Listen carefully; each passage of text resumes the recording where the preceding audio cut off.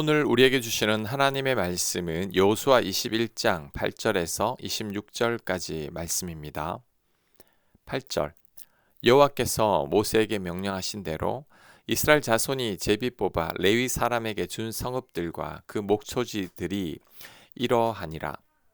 유다 자손의 지파와 시몬 자손의 지파 중에서는 이 아래에 기명한 성읍들을 주었는데 레위 자손 중 그핫 가족들에 속한 아론 자손이 첫째로 제비 뽑혔으므로 아낙의 아버지 아르바의 성읍 유다 산지 기랏 아르바 곧 헤브론과 그 주의 목초지를 그들에게 주었고 그 성읍의 밭과 그 촌락들은 여분네 아들 갈렙에게 주어 소유가 되게 하였더라. 자, 아멘. 자, 이런 내용들이 계속해서 26절까지 이어집니다. 본문이 길고 지명들이 많이 나와서 생략합니다.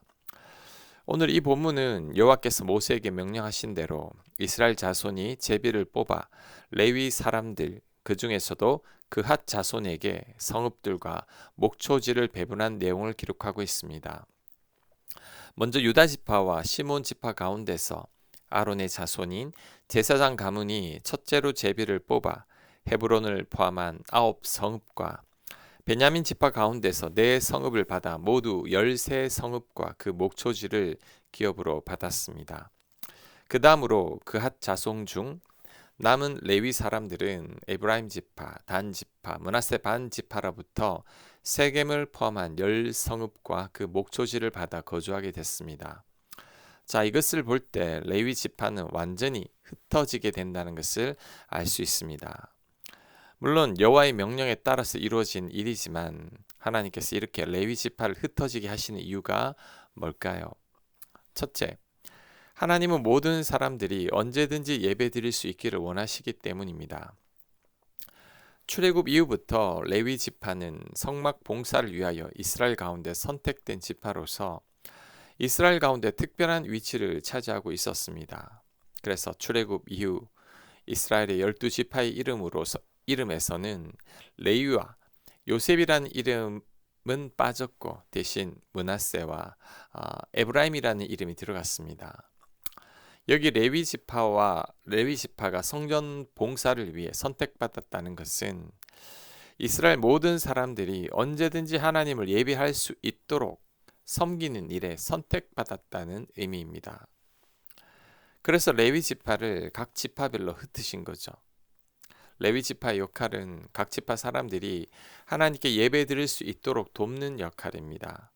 하나님의 말씀을 각 지파 사람들에게 가르치는 역할을 합니다. 큰 도시에 교회가 한 개만 있다면, 교통수단도 좋지 않다면 그 교회에 갈 수가 없습니다. 그래서 교회가 지역마다 많은 거죠. 그래서 사람들은 가까운 교회로 갈 수 있게 한 겁니다.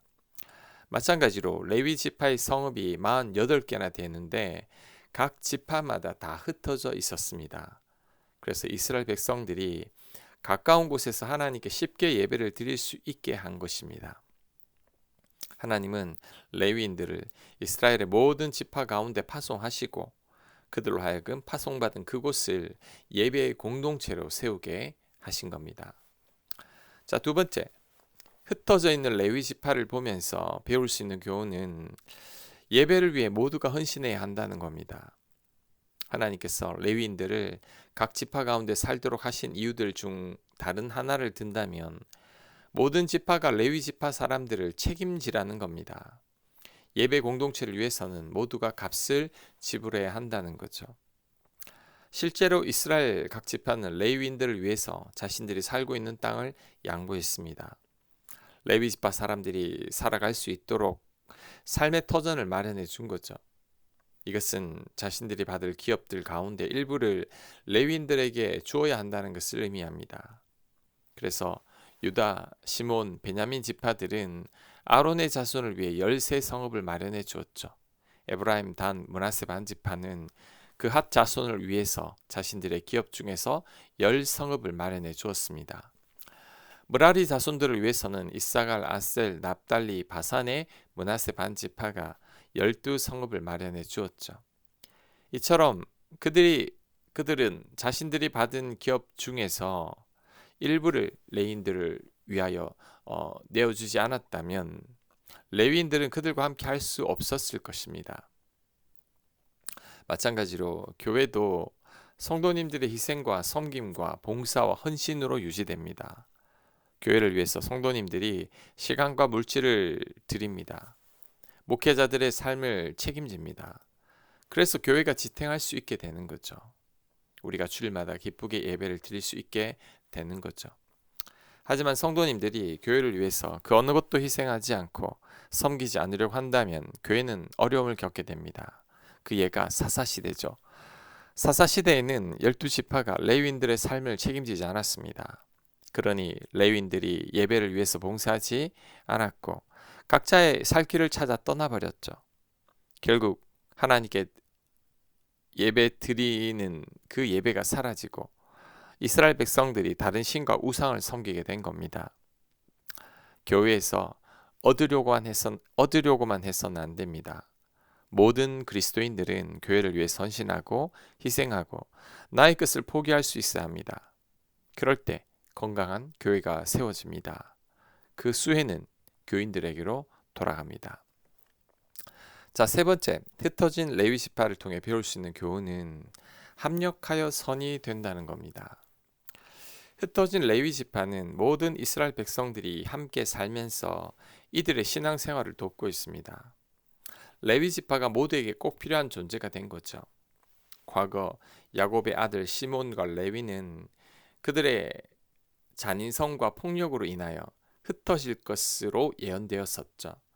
하지만 그들이 하나님을 섬기는 자로 재헌신하게 되었을 때 그들의 흩어짐은 오히려 이스라엘 모든 지파들이 예배 중심의 삶이 되도록 이끌어주게 됐습니다. 하나님의 섭리가 참으로 놀랍습니다. 잔인하고 분노가 가득한 레위를 하나님께 쓰임받는 지파로 바꾸신 거죠. 야곱의 예언대로 레위 지파는 흩어졌지만 그 흩어짐이 오히려 합력하여 선이 되게 하신 겁니다. 바울도 그랬습니다. 바울은 잘못된 열심으로 그리스도인들을 박해했었죠. 그것이 하나님을 위한 바른 열심인 줄 알았던 겁니다. 예수님은 이런 바울에게 찾아가셔서 당신을 드러내셨을 뿐만 아니라 죄인 중에 괴수인 바울을 이방인을 위한 사도로 삼았던 거죠. 바울은 충격에 빠졌을 겁니다. 죽어 마땅한 자신을 구원해 주신 것만 해도 감격인데 이방인의 사도로 사용하여 주시니 그 은혜를 어떻게 갚을 길이 없어서 늘 죄송한 마음이었을 겁니다. 그로 인해 목숨을 다하여 예수님을 위해 헌신하게 된 거죠. 이 또한 악을 합력하여 선이 되게 바꾸신 거죠. 자, 마찬가지로 이런 은혜가 우리에게도 역사하고 있습니다. 하나님은 우리의 연약함이나 상처나 수치나 부족함을 통해서 일하십니다. 세상 사람들은 우리들의 단점을 보고 우리를 거부하지만 하나님은 우리의 약점과 흠이 합력하여 선이 되게 하십니다. 그것이 하나님의 은혜이고 놀라운 섭리인 거죠. 지금 혹시 실패했다고 생각하거나 스스로가 쓸모없다고 생각하고 있습니까?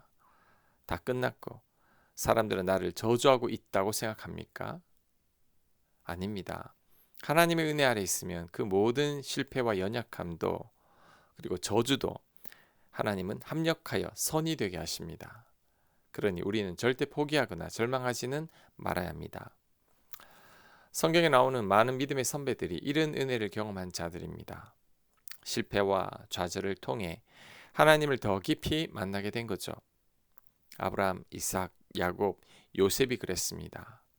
모세와 사사기의 사사들이 그랬고 나오미와 룻도 마찬가지죠. 성경에 이런 예를 들라면 끝이 없습니다. 그러니 지금 나의 불우한 처지로 인해 낙심하지 말아야 합니다. 눈에 보이는 절망적인 환경으로 인해 원망하거나 불평하지도 말아야 합니다. 하나님은 이런 나의 삶도 합력하여 선이 되게 하십니다. 깊은 상처를 아름다운 별로 빛나게 하시고 땅에 처박혀 기고 있는 나의 삶을 아름다운 나비로 승화시켜 하늘을 날게 하시는 거죠. 우리는 이런 하나님만을 신뢰하기만 하면 됩니다. 그럴 때 저주받은 레위가 하나님께 쓰임받는 지파가 되듯이 우리 또한 합력하여 선을 이루시는 하나님의 경이로운 손길을 경험하게 될 것입니다. 아멘.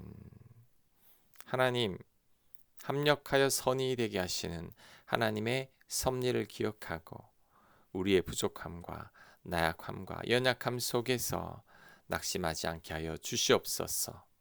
하나님만을 바라보는 저희들 되도록 인도하여 주시옵소서. 예수님 이름으로 기도합니다. 아멘.